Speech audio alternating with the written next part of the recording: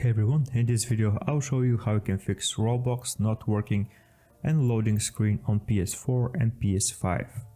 There are actually 4 solutions for that, and I hope one of them is helping you.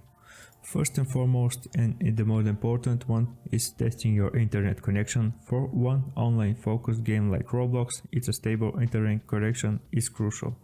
Navigating to systems, then go to network and choose test internet connection.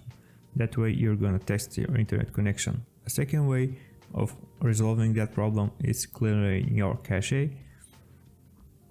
If issues persist, clear the system cache. For PS4 users, unplug the power cable for 50 or 60 seconds, or for PS5 users, boot in safe mode and select clear cache and rebuild database.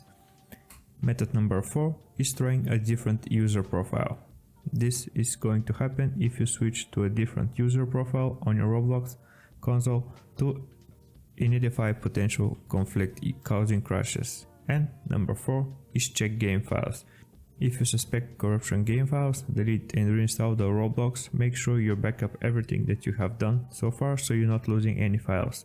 I hope one of these 4 solutions are helping you. Thanks for watching and see you in the next one.